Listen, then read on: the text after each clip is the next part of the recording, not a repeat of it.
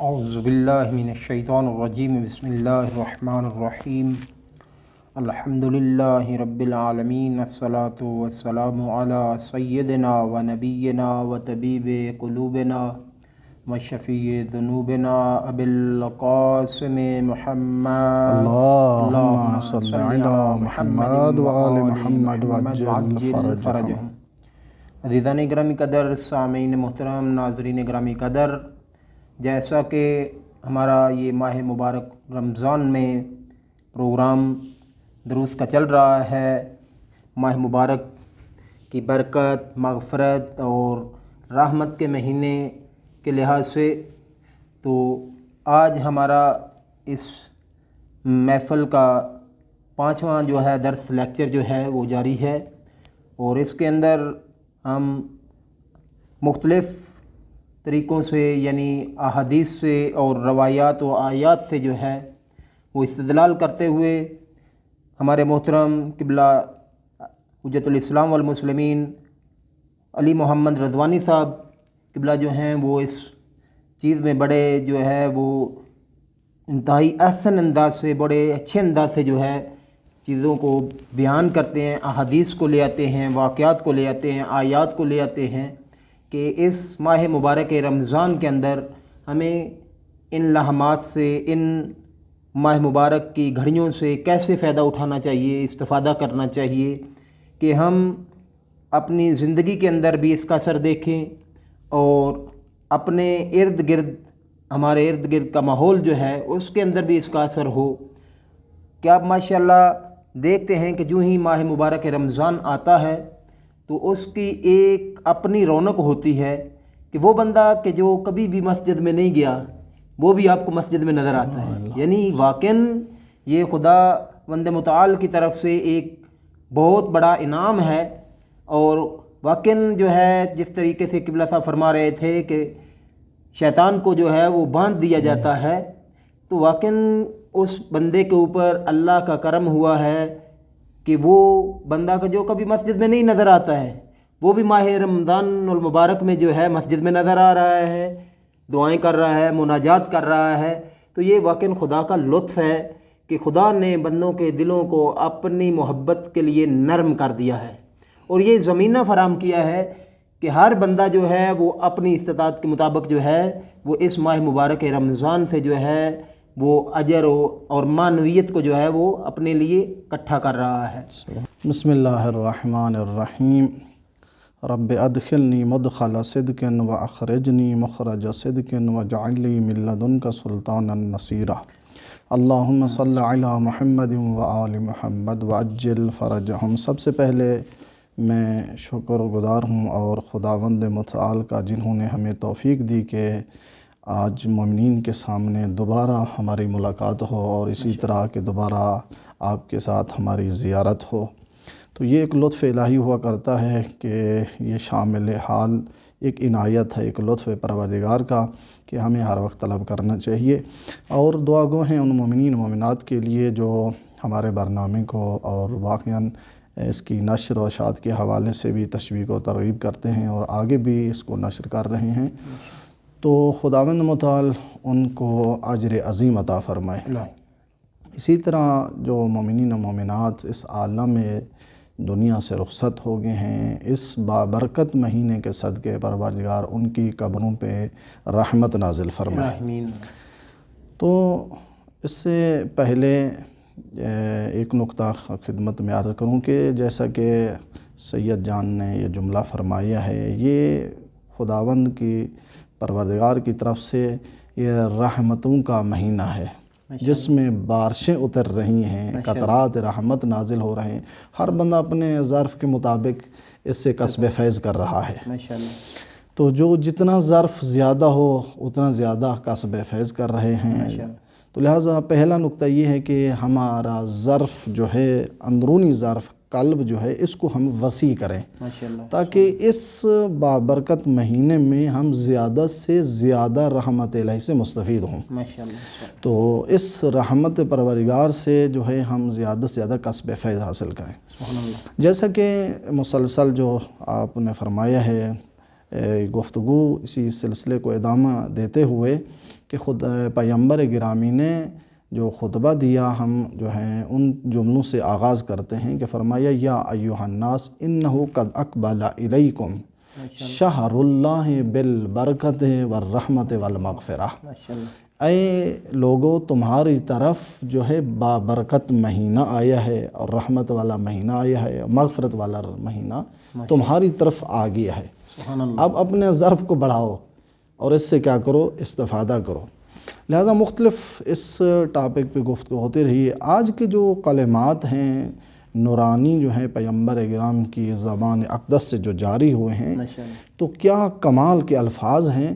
اس لیے کل آپ نے ایک جملہ اچھا فرمایا، ماہ مبارک رمضان در واقع کہ انسان ساز ہے۔ اصلا انسان کو کیا کرتا ہے، اجاگر کرتا ہے، انسان کو انسانیت دیتا ہے ماہ مبارک رمضان۔ اگر کوئی بھولا ہوا ہے پہلے 11 مہینے میں اپنا تزکیہ نہیں کر سکا، یہ ایک بہترین موقع ہے، ابھی بھی فرصت ہے۔ آج سے ہی جن لوگوں نے مثلا جو 3 دن گزر گئے کسب فیض نہیں کیا، آج سے ہی کیا کریں، ان کو چاہیے کہ اس ماہ مبارک رمضان سے استفادہ کریں تاکہ اس رحمت والے مہینے، برکت والے مہینے میں اپنی بخشش کروا سکیں، اپنے لیے زاد سفر کو مہیا کرا سکیں۔ آج کے کلمات جو پیغمبر گرامی نے فرمایا، یا ایھا الناس من کف فی ھذا الشہر شرہ کف اللہ عنہ حسابہ، سبحان اللہ، بہت نورانی حدیث ہے پیغمبر اکرم کی، در واقع اسی خطبہ شعبانی کے یہ الفاظ ہیں۔ فرمایا اگر لوگوں جو اس مہینے میں دوسرے لوگوں کے شر یا کوئی ان کو اذیت دیتا ہے، یہ بخشتے ہیں، عفو کرتے ہیں، معاف کرتے ہیں، جو انسان کو تکلیف پہنچائے اور یہ آدمی اس کو معاف کر دیتا ہے، برائی کا جواب برائی سے نہیں دیتا بلکہ برائی کا جواب معروف سے دیتا ہے، نیکی سے دیتا ہے۔ جیسا کہ امیر المومنین نے فرمایا، بیٹا مل مروتو، امام حسن سے پوچھا تھا، بیٹا جوان مردی کیا ہے، اصلا مرد کسے کہا جاتا ہے؟ تو امام حسن نے فرمایا کہ اس کا جو جوان مردی جو ہے، امام نے خوبصورت جواب دیا، یہ ہے اگر کوئی تجھے برائی کے ساتھ پکارے اور تجھ کو چاہیے کہ جواب معروف کے ساتھ دو، اچھائی کے ساتھ جواب دو۔ تو اب پیغمبر نے اس خطبے میں بتایا کہ اگر کوئی تجھے تکلیف پہنچائے، تجھے اذیت پہنچائے اور تم اس کو معاف کر دو، بخش دو، تو یہ بخش دینا کیا ہے، در واقع خدا تمہارے قیامت کے حساب، جب حساب لے گا اس وقت خدا تجھے معاف کر دے گا۔ یعنی حساب کے وقت خدا تم سے زیادہ سختی نہیں کرے گا، تم سے زیادہ نہیں پوچھے گا۔ لہٰذا اگر کوئی تجھے اس مہینے میں کسی نے تجھے برے الفاظ کے ساتھ جو ہے وہ القاب پیش کیے ہیں، ان آپ کو سو برے الفاظ پیش کیے ہیں، تو اس حوالے سے تجھے کیا چاہیے، تجھے چاہیے کہ ان کو تم کیا کرو، معاف کر دو۔ میں ابھی یہیں سے تھوڑا سا آیت قرآن کی طرف جاتے ہیں۔ بخشنا اور معاف کرنا قرآن کی نگاہ میں کیا فضیلت ہے، سبحان اللہ، ماشاءاللہ۔ اصلاً قرآن نے کیا کہا ہے؟ آیت مجیدہ میں ہے وَلَا يَأْتَلِ أُولُو الْفَضْلِ مِنْكُمْ وَالسَّعَةِ أَنْ يُؤْتُوا أُولِي الْقُرْبَى وَالْمَسَاكِينَ وَالْمُهَاجِرِينَ فِي سَبِيلِ اللَّهِ وَلْيَعْفُوا وَلْيَصْفَحُوا أَلَا تُحِبُّونَ أَنْ يَغْفِرَ اللَّهُ لَكُمْ وَاللَّهُ غَفُورٌ رَحِيمٌ۔ ماشاءاللہ، سبحان اللہ۔ در واقع آیت یہ بتلانا چاہتی کہ اے صاحبان فضل، اے ثروت مند، اے پیسے والے، اے دولت مندو، تجھ کو یہ حق نہیں ہے کہ تم یہ قسم کھاؤ کہ جو قرابت دار ہیں، رشتہ دار ہیں اور جو مساکین ہیں اور وہ جو خدا کی راہ میں ہجرت کی ہے جنہوں نے، سبحان اللہ، ان کو تم کیا کرو، مالی مدد کرنے سے دریغ کرو، کہو کہ ہم ان کی مدد نہیں کریں گے، یہ تجھے حق نہیں ہے، بلکہ کیا، وَلْيَعْفُوا، بلکہ اگر ان سے کسی قسم کی کوئی خطا ہو گئی ہے تو تم ان کو معاف کر دو، درگزر فرما، درگزر کر دو۔ اب وَلْيَصْفَحُوا، نہ کہ فقط درگزر کرو بلکہ ایک مرتبہ ہے معاف کر دینا ہے۔ ماشاءاللہ سبحان اللہ۔ اس سے بالا تر منزل یہ ہے معاف بھی کر دو اور اس کی سرزنش بھی نہ کرو۔ سبحان اللہ۔ وَلِيَسْوَ کو معنی یہ ہے، یعنی سرزنش بھی نہ کرو ان کی۔ اَلَا تُحِبُّونَ أَن يَغْفِرَ لَكُمْ، کیا تم یہ نہیں چاہتے کہ خدا تجھ کو معاف کر دے، بخش دے؟ تو اس مطلب کی طرف جو اشارہ ہے وہ یہی ہے کہ یعنی خدا تم جب چاہتے ہو خدا تجھے معاف کر دے، بخش دے، تو تم بھی کسی کو معاف کر دو، سبحان اللہ۔ بخش دو۔ تو خدا جب تم چاہتے ہو بھی ہماری طلب مغفرت ہو، ہمارے خطائیں معاف کی جائیں، خدا ہم سے نہ پوچھے، تو تم بھی اگر تمہارے سامنے کسی نے غلطی کی ہے تو تم بھی ان کو معاف کر دو۔ بے شک۔ تو خدا کیا ہے؟ بخشنے والا اور مہربان ہے۔ ماشاءاللہ یہ آیت کا تھوڑا سا ایک اور نقطہ ہے۔ سبحان اللہ۔ جب ان لوگوں نے یہ درواقع ایک پیغمبر کی بیوی کے متعلق ہے لوگوں نے تہمت لگی تھی، جسے واقع افک کہا جاتا ہے، بے شک۔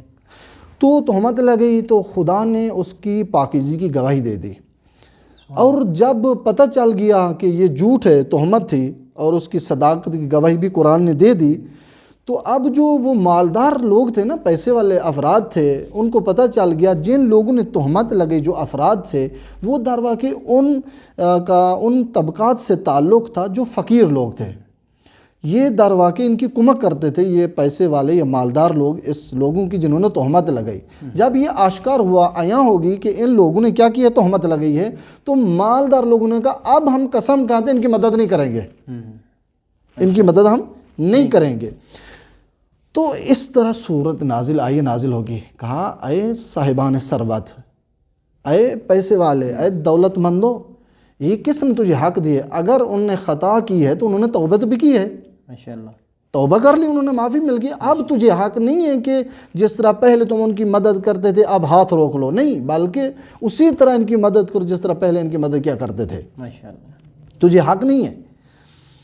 نہ فقط آپ یہ ہے کہ ان کی مدد نہ کرو، 2-3 سٹیپ اور بیان کیے سبحان اللہ۔ اس آیت میں، اور نکات بیان کیے گئے ہیں۔ ایک یہ مرحلہ یہ ہے کہ ایک مرتبہ کوئی انسان سے خطا ہوتی ہے، انسان معاف کر دیتا ہے، خدا نے کہا نہ یہ اس حد تک بھی نہیں، بلکہ آپ نہ کو فَلْيَعْفُوا، یہ بھی معاف بھی کر دو، وَلْيَصْفَحُوا، اور اتنا معاف کرو کہ اس کی سرزنش بھی نہ ہو، ماشاءاللہ، وہ توہین اپنی نہ سمجھے۔ ماشاءاللہ۔ اب آج کے معاشرات میں دیکھیں، ایک آدمی اگر غلطی بھی کرتا ہے تو پہلے تو اس کو معاف نہیں کیا جاتا، یعنی اس پہ کیا ہوتا ہے، کیا ظلم و ستم ہوتا ہے، آپ دیکھ رہے ہیں کیا حالات ہیں معاشرے کے۔ اس کو پہلے تو معاف نہیں کیا جاتا، اس کو سزا دی جاتی ہے، مارا پیٹا جاتا ہے۔ اگر اس کو بالفرض جو ہے معاف بھی کیا جائے، کسی نہ کسی موڑ پہ جو ہے اس کی سرزنش کی جاتی ہے، تو وہی ہے فلاں، تو نے یہ کام کیا تھا۔ اگر مثلا گھر میں بیوی بچے نے کسی نے مثلا کوئی خطا کی ہے، تو بعض اوقات کیا ہوتا ہے، اس کو سزا دی جاتی ہے، بچوں کو مارا جاتا ہے، اور بیوی سے جو ہے برے الفاظ سے پیش انسان ہوتا ہے، یہ بہت بری بات ہے۔ تو قرآن دیکھیں ہمیں، کیونکہ تزکیہ ہے قرآن کے اندر، کتاب ہدایت ہے، کتاب رحمت ہے۔ اب یہ ہماری زندگی کیسے چینج ہوگی؟ جب ہم قرآن کی طرف نہیں جائیں گے ہماری زندگی چینج نہیں ہو سکے گی۔ قرآن ہماری کیا ہے، ایک سازگار ہے، ایک خود سازی کا ایک ذریعہ ہے کہ انسان اپنے آپ کو سنوارے اسی قرآن کی آیات سے، کیونکہ نور ہے، یہ القرآن نورن، قرآن نور کتاب ہے اور خدا کی طرف بھیجی ہوئی کتاب ہے، اور ہدایت کے لیے بھیجی گئی ہے، ھدی للناس وبینات من الھدی والفرقان۔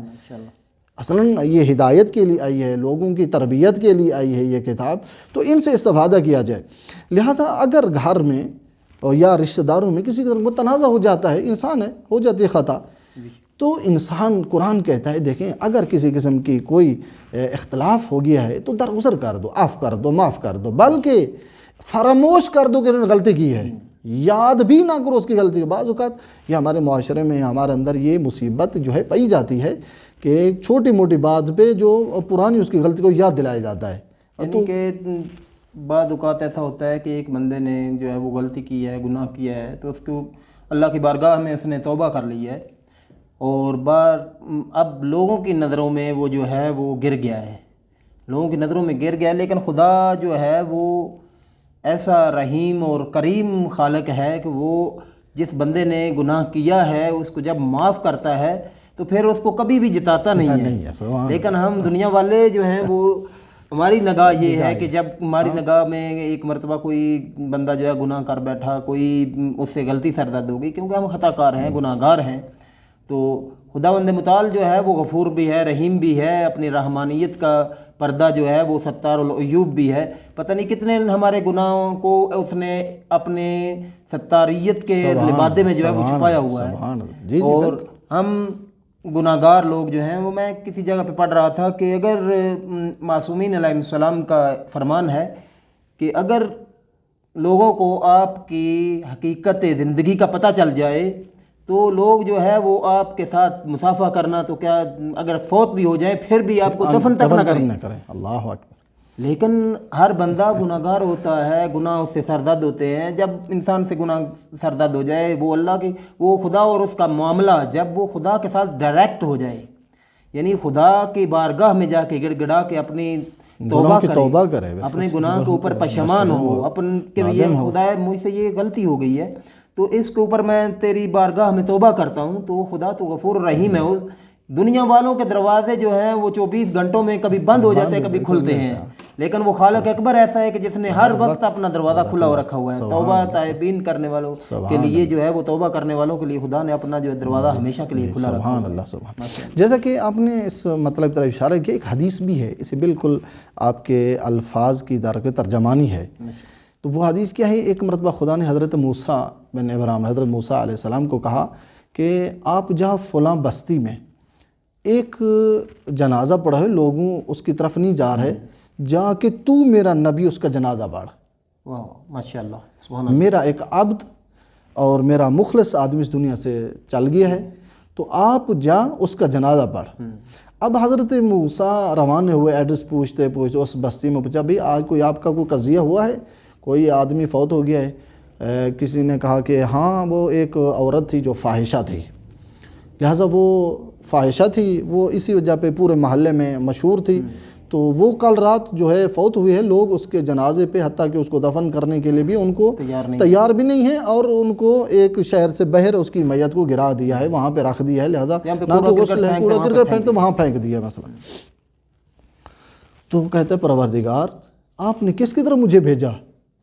وہ تو ایک فاحشہ جو لوگ ان کے جنازے کوڑے کرکٹ میں پھینک دیا، تو یہ کیسے آپ کے عبد صالح آپ کہہ رہے ہیں میرا ایک عبد جو ہے اس دنیا سے جو ہے وہ چل بسے، آپ جا جو اس کے جنازے پہ۔ کہا میں خدا آپ کو کہہ رہا ہوں یا موسیٰ بن عمران، میں تجھے کہہ رہا ہوں جا اس کا جنازہ، کفن، غسل سب تو نے کرنا ہے۔ سبحان اللہ۔ اور پیغمبر ایک خدا کا بھیجا ہوا آتا ہے، غسل کفن سلسلہ پورا جو ہے انجام دیتے ہیں، دفن کرتے ہیں، اس کے بعد کہتے پروردگار مجھے اس چیز کی سمجھ نہیں آتی، بالآخر کیا کیا انہوں نے، تو نے مجھ نبی کو اس کے جنازے، تدفین اور اس کے کفن کے حوالے سے اور غسل کے حوالے سے مثلا آپ نے مجھے کہا آپ جاؤ اور اس کا جنازہ میں نبی جا کے پڑھوں۔ سبحان اللہ۔ اصل وجہ کیا ہے؟ یہ تو معاشرے میں تو بد کردار مثلا خاتون تھی، معاشرے میں تو اس کا اچھا رویہ نہیں تھا، وجہ کیا ہے؟ فرمایا ہاں یہ وہ ہے، ایک مرتبہ میرا صالح بندہ اشتباہ کر کے ایک سے دروازے پہ آیا تھا، تو انہوں نے گناہ کا اصرار کیا، تو اس نے کہا تھا دیکھیں تو نیک صالح ہے، تجھ کو یہ بات نہیں ڈھکتی اور یہ بات سچتی نہیں، نہ ہی میں کبھی آپ صالح اور متقی فرد سے اشتباہ کروں گی، بلکہ میں آپ کو کہہ رہی ہوں آپ کو چاہیے واپس چلا جا۔ اور انہوں نے میرے ایک نیک صالح بندے کو معصیت سے بچایا، ماشاءاللہ، سبحان اللہ، معصیت سے انہوں نے بچایا۔ تو جب انہوں نے میرے ایک صالح کو بچایا ہے گناہ سے، خطا سے، اور اس نے اس سے ٹائم میری درگاہ میں توبہ بھی کی، ماشاءاللہ، سبحان اللہ، کہا پروردگار آج کے بعد میں اپنی خطاؤں پہ نادم ہوں، پشیمان ہوں، میری غلطی معاف کر دے، آئندہ میں غلطی نہیں کروں، توبہ کی۔ اور اس کے بعد کیا ہے؟ اس کی روح پرواز ہوگی۔ اس کی علت یہ ہے کہ اس نے میرے نیک صالح فرد کو معصیت سے بچایا۔ یعنی دیکھیے خدا کتنا کریم ہے، خدا کتنا مہربان ہے، تو اگر کوئی نادم ہو جائے اپنی غلطی کے اوپر، خدا معاف کر دیتا ہے، خدا غفور الرحیم ہے۔ لہٰذا دیکھیں یہ جو بخشش ہے یہ انبیاء کی روش ہے، جیسا کہ امام صادق نے کیا فرمایا، امام صادق فرماتے ہیں یہ جو ہے العفو عند القدرت ہے، یہ بخشش اور معاف کر دینا قدرت کے وقت مثلا ایک آدمی نے کسی کو تھپڑ مار دیا اور اس آدمی کے پاس قدرت بھی ہے، طاقت بھی ہے کہ اس کو اسی طرح کا جواب دے، مار دے، لیکن نہیں، اس کی توہین نہیں کی، انہوں نے توہین کی لیکن انہوں نے توہین نہیں کی۔ یا مثلا کسی نے اس کو فحش دیا، گالی دی، اس کے پاس طاقت زبان بھی تھی بولنے کی، گالی بھی دے سکتا تھا، ان کو فحش بھی دے سکتا، ناسزا الفاظ کہہ سکتا تھا، لیکن نہ انہوں نے کنٹرول کر لیا، کہا انی صائمن سلام علیک، میں روزے دار ہوں لہٰذا میں آپ کو برا بھلا نہیں کہہ سکتا، میں روزے کی حالت میں ہوں۔ روزے کا ایک فائدہ یہ ہے کہ انسان گناہوں سے محفوظ ہو جاتا ہے۔ ماشاءاللہ ماشاءاللہ سبحان اللہ، روزے کا ایک فائدہ خوبصورت جو ہے تعبیر ہے جی کہ میں روزے دار ہوں لہٰذا آپ مہربانی کریں، آپ نے جو کچھ کیا ہے خدا انشاءاللہ آپ جانے، معاملہ آپ کا خدا جانے، لہٰذا میں آپ کو اس الفاظ کے ساتھ نہیں پکارنا چاہتا، میں آپ کو برا بھلا نہیں کہنا چاہتا، انی صائمن سلام علیک۔ یہ کتنی زیبا تعبیر ہے اس کے اندر کہ مجھے روزہ ہے، خدا حافظ، میں آپ کو، یعنی اس کو اصلاً ان کے ساتھ ایک لفظ بولنے کو تیار نہیں ہے یہ آدمی۔ تو امام نے کیا فرمایا، قدرت ہے اس شخص کے پاس، یہ آدمی جواب دے سکتا تھا لیکن نہیں دیا، تو یہ العفو عند القدرت من سنن المرسلین و اسرار المتقین۔ سبحان اللہ سبحان اللہ ماشاءاللہ۔ کسی کو معاف کر دینا قدرت کے باوجود، طاقت کے باوجود، جواب دے سکتا ہے، بول سکتا ہے، تھپڑ مار سکتا ہے، انسلٹ کر سکتا ہے، لیکن نہیں کہا میں تیری توہین نہیں کرتا، تو نے میری توہین کی لیکن میں نہیں کرتا، تو نے مجھے گالی دی لیکن میں تجھے گالی نہیں دیتا، تو نے مجھے برا بھلا کہا لیکن میں نہیں کہتا۔ کہا یہ سنت ہے مرسلین کی، یہ سنت ہے ان متقین کی جن کے اسرار ایسے ہیں جن کی وجہ سے خدا نے ان کو تقوی کی منزل پر پہنچا دیا۔ سبحان اللہ ماشاءاللہ۔ یعنی معاف کرنا یہ متقین کی علامت ہے، کسی کو عفو کر دینا، بخش دینا، یہ کہ ہے مرسلین اور نبیوں کی روش ہے، اور ان کے جو ہے یہ طریقہ ہے، یہ سلوک ہے۔ اب ایک آدمی اگر کسی کو قدرت کے باوجود معاف کر دے، در واقع یہ کس منزل پہ ہے؟ یہ مرسلین کی منزل پہ ہے، ماشاءاللہ سبحان اللہ۔ یہ متقین کی منزل پہ ہے۔ انہوں نے وہ کام کیا جو انبیاء نے کیا۔ دیکھیں انبیاء پر کتنا ظلم ستم ہوا، انبیاء کو پتھر مارے گئے، اذیتیں پہنچائی گئیں، ان کے دانت زخمی کیے گئے، کیا ان کو اذیت نہیں پہنچی۔ اور دیکھیں پیغمبر کے رسالت گرامی کی زندگی میں آپ دیکھیں، جب بازار سے گزرتے تھے ایک خاتون جو کوڑا کرکٹ پھینکا کرتی تھی، 3-4 دن مسلسل انہوں نے ایسا کام کیا۔ ایک مرتبہ پیغمبر نے عبور کیا تو دیکھا کوئی میرے اوپر کوڑا کرکٹ پھینکنے والے کوئی نہیں ہے، تو فوراً پوچھا کہ یہاں پہ ایک حسب عادت حسب معمول یہاں پہ کام ہوا کرتا تھا، وہ آج چھٹی ہوگی، اس کی وجہ کیا ہے؟ تعطیل ہوگی ہے، چھٹی ہوگی ہے، کیوں نہیں وہ اپنی ڈیوٹی وہ انجام دے رہی؟ تو کسی نے کہا کہ آقا وہ تو مریض ہوگی ہے۔ دیکھیں اسے کہتا ہے، یہ سنن المرسلین اسے کہا جاتا ہے، کہا وہ مریض ہوگی ہے، تو پیغمبر نے کہا کہ میں ان کی عادت کے لیے چلتا ہوں۔ اب رسول گرامی جب دروازے پہ آئے، دروازہ کھٹکھٹایا تو وہ کنیز، وہ عورت باہر نکلی، وہ دیکھ کے ڈر کی دروازہ فوراً بند کیا کہ مجھے بدلہ انتقام لینے کے لیے آیا۔ پیغمبر فرمایا گھبرائے نہیں، پریشان نہ ہو، میں کوئی بدلہ انتقام لینے کے لیے نہیں ہے، میں آپ کی عیادت کے لیے آیا ہوں۔ ماشاءاللہ ماشاءاللہ سبحان اللہ۔ میں نے سنا آپ مریض ہو گئے ہیں، میں عیادت کے لیے آئی ہوں۔ اب یہ جو رویہ ہے نا، یہ عفو اور بخشش کا، کتنا انسان محبوب ہوتا ہے، سبحان اللہ۔ کتنا انسان جو ہے دوسرا کتنا چاہتا ہے شخص جو کسی کو معاف کر دے، اس کی دل میں کتنی جگہ لے لیتا ہے۔ سبحان اللہ۔ جب پیغمبر کا یہ رویہ، یہ سلوک اس خاتون نے دیکھا، کہا تھا اشہد انک محمد رسول اللہ۔ ماشاءاللہ۔ اسی طریقے سے یعنی کہ یہ حضرت رسالت مآب صلی اللہ علیہ وآلہ وسلم کی سیرت نے اسلام کو جو ہے لوگوں کے دلوں میں گھر کیا ہے اور لوگوں کے دلوں تک پہنچایا ہے۔ ایسے لوگ کہ جو جاہلیت کے زمانے میں لوگوں کی سنی سنائی باتوں کے اوپر جو ہے رسالت مآب صلی اللہ علیہ وآلہ وسلم سے تعصب رکھتے تھے، اور کچھ جو ہے وہ خاندانی لحاظ سے تعصب رکھتے تھے، تو رسالت مآب صلی اللہ علیہ وآلہ وسلم نے 40 سال اپنی زندگی کا معیار جو ہے اتنا بلند کیا ہے، کردار سازی کے ساتھ اتنا کردار کو بلند کر کے لوگوں کے سامنے پیش کیا ہے کہ لوگ جو ہے وہ امین کہنے کے تیار ہو گئے ہیں اور کہتے ہیں کہ آپ جیسا تو ہم نے کبھی دیکھا ہی نہیں ہے۔ یعنی رسالت مآب صلی اللہ علیہ وآلہ وسلم نے اصل قرآنی کردار کو پیش کیا ہے، سبحان اللہ۔ اور ان کی زندگی جو ہے وہ اصل میں قرآن جو ہے عملی شکل میں ہم دیکھنا چاہیں تو رسالت مآب صلی اللہ علیہ وآلہ وسلم اور محمد و آل محمد کی زندگی جو ہے وہ نظر آتی ہے، قرآن زندگی نظر آتی ہے۔ قرآن ہی ان کی زندگی میں اچھلتا ہوا نظر آتا ہے، چمکتا ہوا نظر آتا ہے۔ اصل لہریں قرآن کی یہ کہتے ہیں زندگی اہل بیت میں آپ کو ملے گی۔ تو لہٰذا دیکھیں امیر المومنین نے بھی اس مطلب طرف اشارہ کیا، فرمایا شیئان لا یوذن مثلہما العفو والعدل. ماشاءاللہ. کہتے ہیں کہ دو ایسی چیزیں ہیں جن کے ثواب کی کوئی مثال ہی نہیں ہے. دو ایسی چیزیں ہیں کائنات میں اصلا اس کے ثواب کا اندازہ ہی نہیں لگایا جاتا کہ اس کا ثواب کتنا ہے. سبحان اللہ. کون سی چیزیں آقا فرمائے؟ ایک العفو. کسی کو اگر شخص معاف کر دے، یہ معاف کر دینا ایک ایسی عبادت ہے، اتنا ثواب ہے جو اس کا کوئی کسی بشر کو پتہ ہی نہیں ہے کہ اس کا ثواب کتنا ہے. سبحان اللہ. سبحان اللہ. ماشاءاللہ. کسی کو معاف کر دینے کا ثواب یہ ہے کہ کسی بشر کو پتہ نہیں ہے کہ اس کا ثواب کتنا ہے سوائے خدا کے. خدا جانتا ہے اس کا ثواب کیا ہے. یعنی اس ثواب کی کوئی نظیر ہی نہیں ہے، مثال ہی نہیں ہے. ماشاءاللہ. دوسری کیا چیز ہے؟ العدل. سبحان اللہ. دوسری چیز کیا ہے؟ عدالت کے ساتھ پیش آنا. سبحان اللہ. اگر میں نے غلطی کی ہے نا تو میرا بچہ ہے یا میری بیٹی ہے میرے گھر میں، وہ حق پہ ہیں. بات ایسی ہو رہی ہے جو مجھ سے غلطی ہو گئی ہے تو وہ حق پہ ہیں، تو عدالت کا تقاضا یہ ہے کہ میں ان کو حق دوں. ماشاءاللہ. کہ میں کہوں بالکل آپ کی بات صحیح ہے، مجھ سے غلطی ہو گئی ہے، لہٰذا میں ان غلطی کی معافی مانگتا ہوں. یہ کیا ہے؟ یہ عدل ہے. اور جو یہ کہے، اپنی غلطی کو تسلیم کرے، دوسروں کو حق دے اس کی بات کا، یہ عدالت کے ساتھ پیش ہے، تو اس کے ثواب کا بھی اندازہ نہیں لگایا جا سکتا. ماشاءاللہ. ماشاءاللہ. کیونکہ یہ زندگی میں روزمرہ کی زندگی جو انسان کی ہے، وہ گھر کے اندر کی زندگی ہو یا گھر کے باہر کے معاشرے کے اندر کی زندگی ہے، تو انسان کی اجتماعی عدالت جو ہے اس کا بہت بڑا رول ہے اور بہت بڑا کردار ہے اس کا انسان کی زندگی کے اندر. کہ آج جو فساد اور لڑائیاں اور جھگڑے وہ ہو رہے ہیں اور ہمارے معاشرے کے اندر جو بہت ہی گھنونا کھیل کھیلا جا رہا ہے، وہ اسی وجہ سے ہے کہ عدالت نہیں ہے. یعنی اگر میں غلطی پہ بھی ہوں تو میں نے اپنی غلطی کو تسلیم نہیں کرنا ہے، کیونکہ میں بڑا آدمی ہوں، میں جو ہے وہ فلاں ہوں.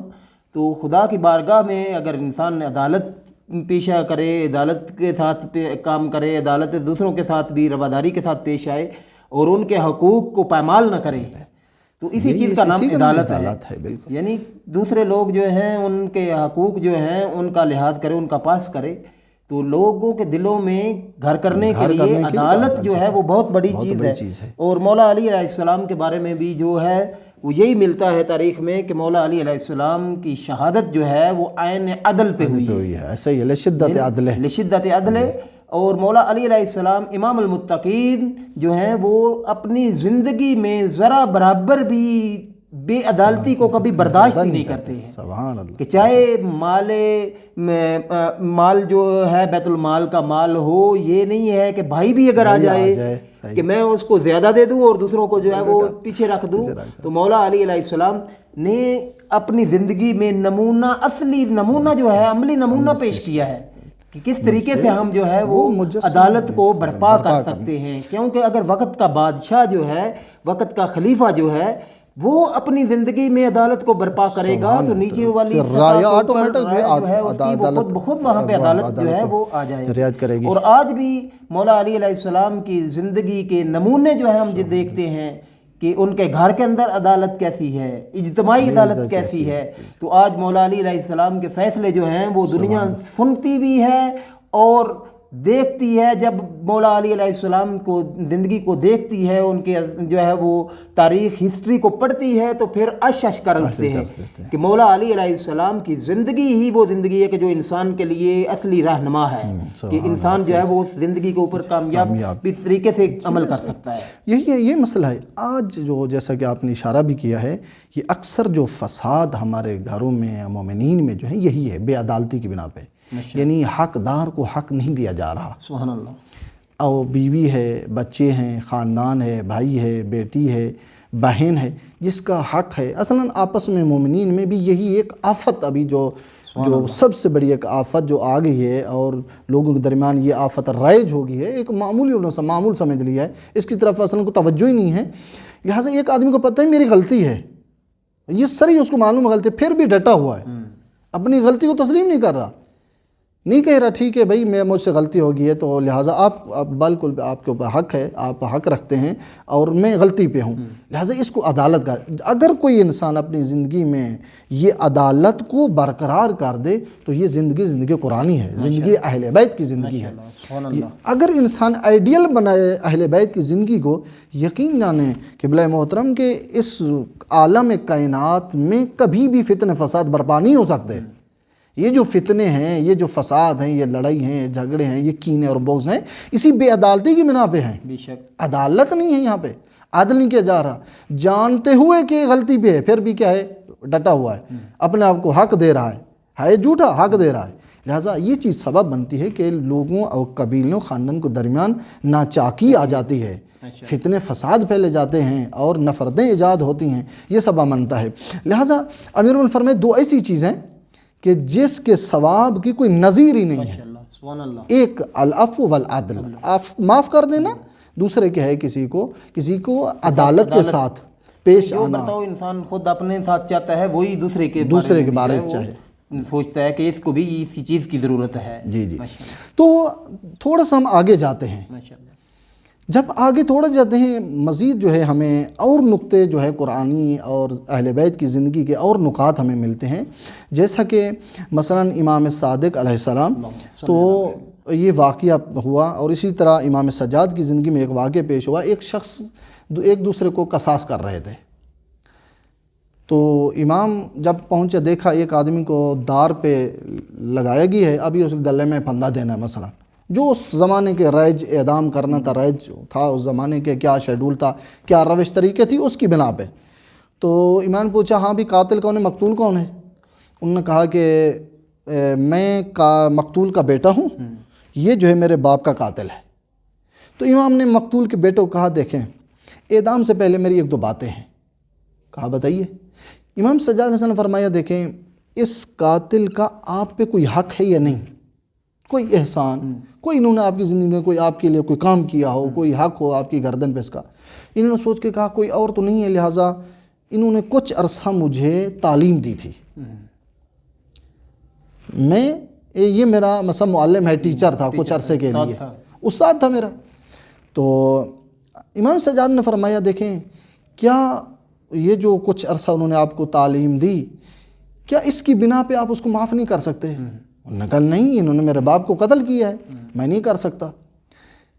اب امام نے کہا دیکھیں یہ جو آپ کا جو ٹیچر تھا، یہ معلم تھا، یہ بہت بڑا حق رکھتا ہے آپ کی گردن کے اوپر، اگر آپ ان کو معاف کر دیں بہشت کی ضمانت میں امام سجاد تجھے دیتا ہوں۔ ماشاءاللہ سبحان اللہ۔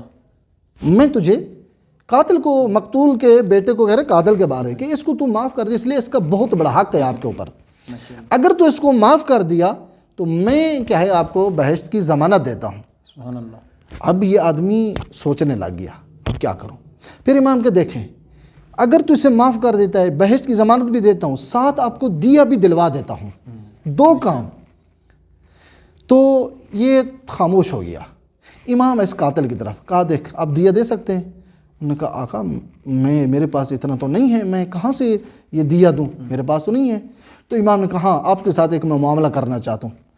کہا دیکھیں یہ جو آپ نے چند مثلا لمحات کا یا چند دن کا جو آپ نے اس کو درس دیا تھا یا تعلیم دی تھی، اس کا ثواب تو مجھے دے دے، تیرے دیے میں پرداخت کرتا ہوں، میں ادا کرتا ہوں۔ ماشاءاللہ سبحان اللہ۔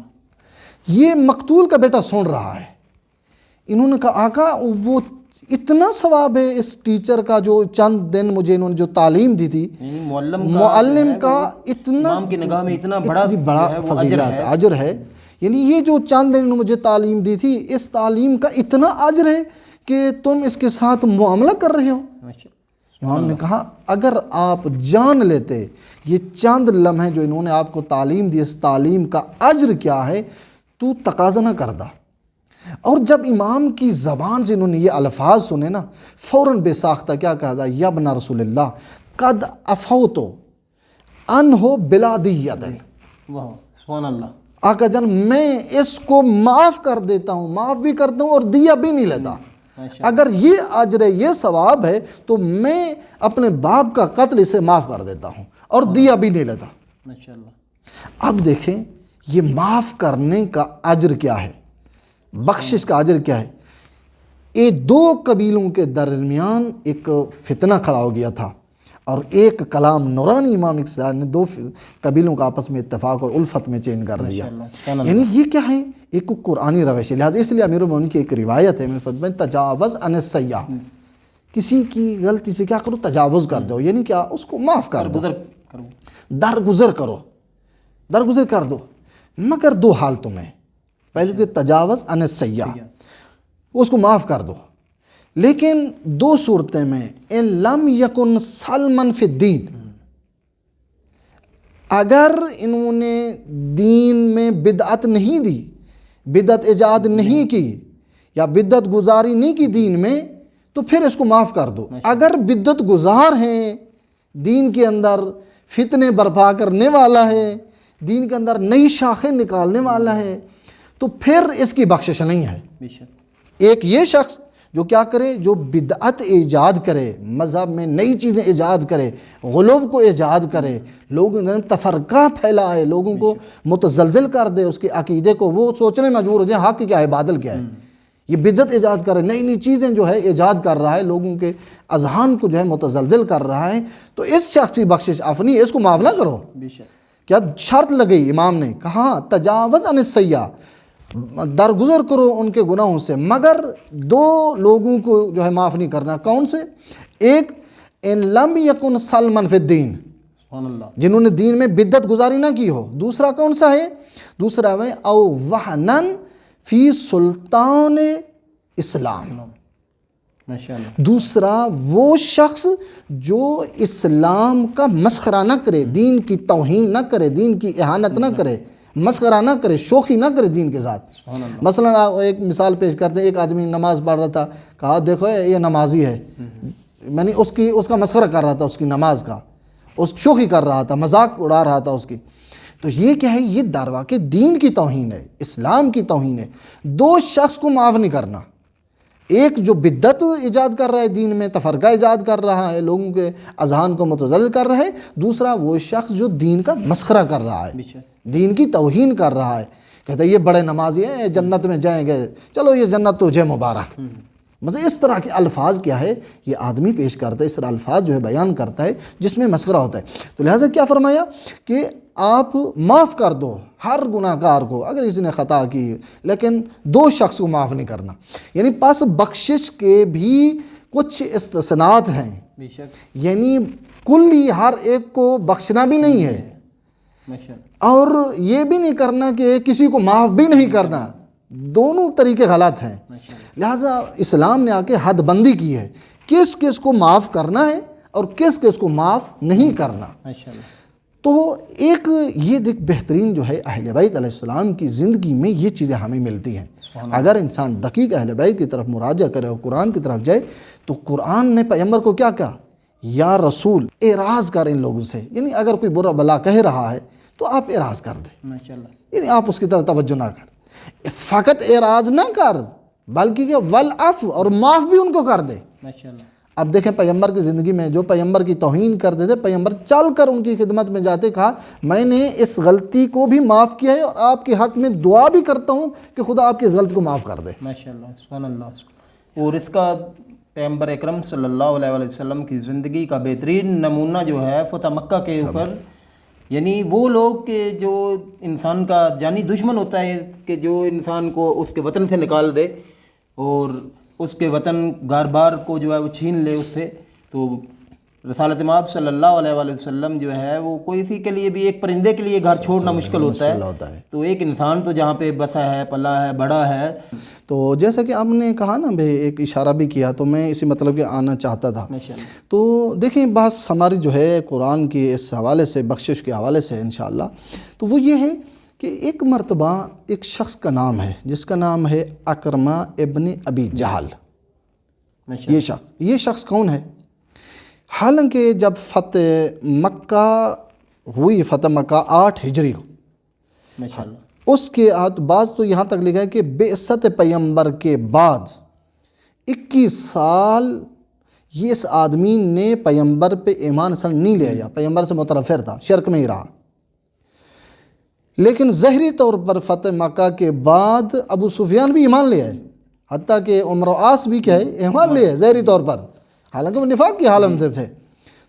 تو ایک مرتبہ یہ آدمی کیا آتا ہے، یہ مکے سے فرار کر کے یہ کہیں اور چلا جاتا ہے، تو یہ کشتی پہ سوار ہوتا ہے۔ جب دریا کی عمق میں، دریا کے درمیان میں جب کشتی جو ہے ڈگمگانے لگتی ہے، تو یہ آدمی کیا کہتا ہے، فریاد کرتا ہے، کہتا ہے پروردگار اگر تو نے مجھے یہاں سے زندہ سالم واپس لوٹا دیا تو میں وعدہ کرتا ہوں میں مسلمان ہو جاؤں گا، میں تیرے نبی پہ کیا کلمہ پڑھوں گا، ایمان لے آؤں گا۔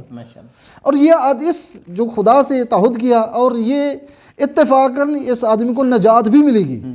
اور یہ آیا، اپنی بیوی سے مشورہ کیا، کہا کہ میں تو غرق ہو رہا تھا، میں نے یہ نظر کی میں اب جانا چاہتا ہوں کلمہ پڑھنے کے لیے، میں رسول کے پاس جاتا ہوں اور جا کے ایمان لے آتا ہوں اور کلمہ پڑھتا ہوں۔